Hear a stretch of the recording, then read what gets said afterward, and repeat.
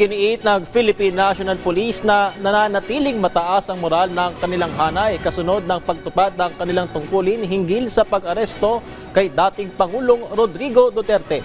Inihayag yan ni PNP spokesperson Police Brigadier General Jean Fajardo kaugnay ng mga kumalat na ilang video sa social media kaugnay ng ilang mga pulis na kasama sa paghahain ng arrest warrant sa dating Pangulo.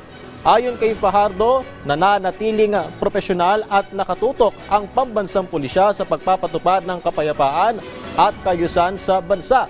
Samantala, nanindigan din ng opisyal na nagpatupad ng maximum tolerance ang mga pulis na nagbigay suporta sa pag-aresto ng Interpol sa dating Pangulo.